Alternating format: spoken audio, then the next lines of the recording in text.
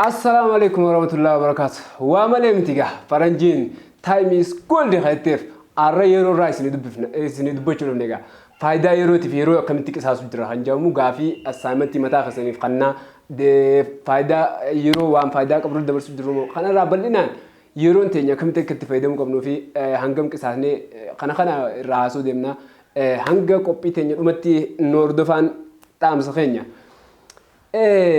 namoonni hedduun anarraa qabee saayibban kiyya dabalatee addunyaa guutuu dabalatee namoonni irra hedduun arraan tana barri haaroon dhufe gaafa jaan qofa barri jijjiiramuu yaadata.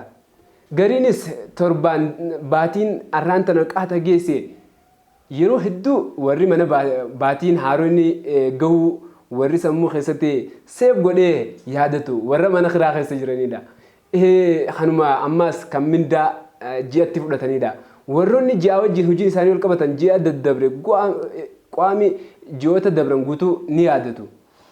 Namoonni tokko tokko ammas torbaanitti yaadatu.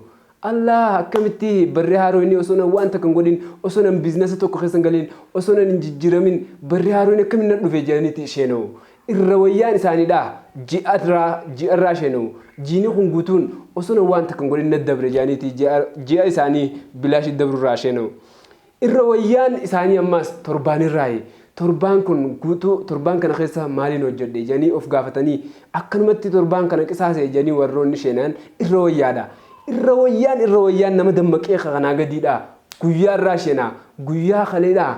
Maaliin hojjedhe waan haaraa guyyaa san keessatti maaliin hojjedhe waan hin duraa hin harkatiin maaliin harkadhe hojiin kiyya bu'aan kami jedhanii guyyaarraa warra sheenaan irra dammaqaa ummata ardii tanarra jiraatu keessaayi. Hayyee eega tana ta'e mee gaafii isaa gaafadhu. Ati arraan tana guyyaa kan kee maal irratti dabarsu jirta? Bara dheengaddaa akkas turte barana yoo eessa jirta? Torbaan dabrees akkas jirta. Torbaan kana yoo maal jirta? Gaafii kana sammuu kan keessatti akka ati of naa gaafattee arrarraa hojiitti eegaltuun barbaada. Mee sababa dhabuu dandeessa. Meebii yaaddii akka sheenetu si godhuu danda'a. Hin sheeneen Oromoon akka jettee bishaan hanguma jigee irraa ol qabatanii jette. Saniifuu ammaan tana maal godhu jirta yeroo jette waan si fayyadu irratti dabarsu jirta kun gaafii kiyya.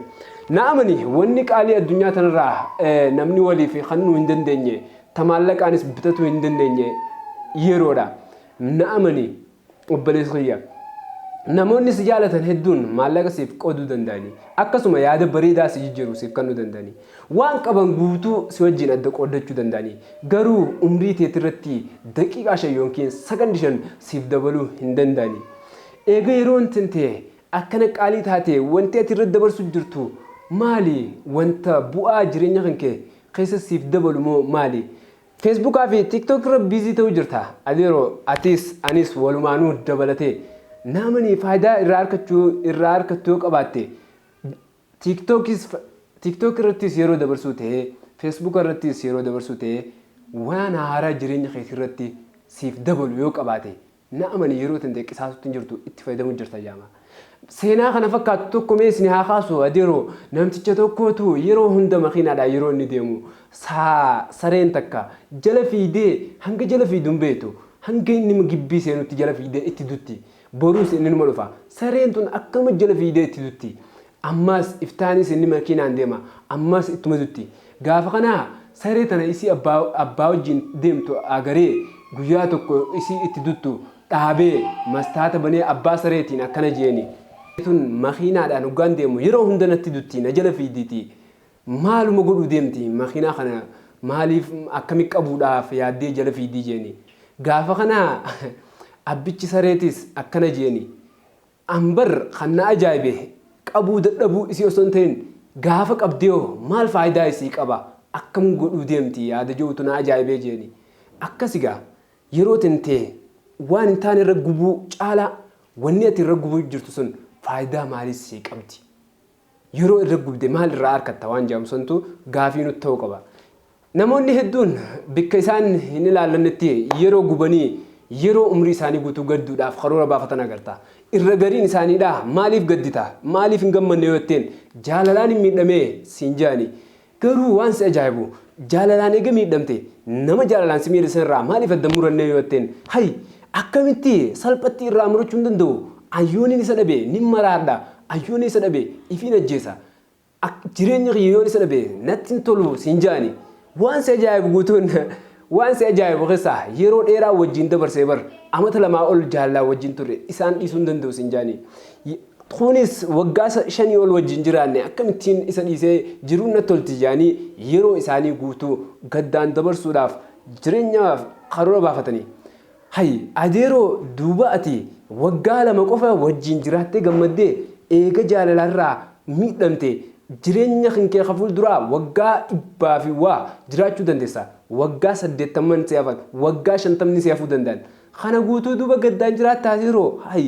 duuba waggaa 2 gammattee jiraattisan dhabuudhaaf waggaa 50 gaddaan jiraachuu kamirra filatta tun gaafiteeti ati yoo nama akkanaa taate yoomiyyuu hin gammaddu naamani jireenya namaatiif haasoita jireenya namaatiif yaaddoo keessenta waa'ee namaa yaadda dhukkuba namaa dhukkubsatta waan singalchine keessa jirta adeeroo if dhaqqabi of ta'i yeroo tante waan si fayyaduufi namoota si fayyadan qofaaf irraa qooduuf yaadi malee waan si hin fayyadnetti yeroon tante daabatana hin qisaasiniin sinjaa na'amana jechoota bareedaa Oromoon jettu tokkotu jira as keessatti jireenya kee gaafa dulloomte teessu jireenya ati gaafa dargaggummaa jiraatte jetti Oromooni kana jechuun maal jechuudha humna dargaggummaa kana yooniif fiidee barattee hojjettee nama biyyaaf addunyaaf faayidaa qabu yooniif taate gaafa dulloomte gaaddisa akkam akka taa'uu dandeessu ni beekta humna qabdu gaafa humna dhabdisan wanni si bira dhaabbattu humna waan ati gaafa dargaggummaa hojjettee fi beekumsa gaafa ati dargaggummaa baratte santu gaafa dulloomtes si moggaa dhaabbatan sinjaa arra waa yeroo irraa hangara dubbannee viidiyoolee babbareedduu kana caalaa gorsa bareedaa waliif fidannee hanga isin dhufnutti chaanaala Qaroo Tube subscribe godhuun dagatini viidiyoolee kanarra babbareedu isin qabadhee hanga dhufutti waan hanga ammaa turtiin wajjin gootaniif hedduu galatoomaa isin jaa horaa bulaa deebana ciao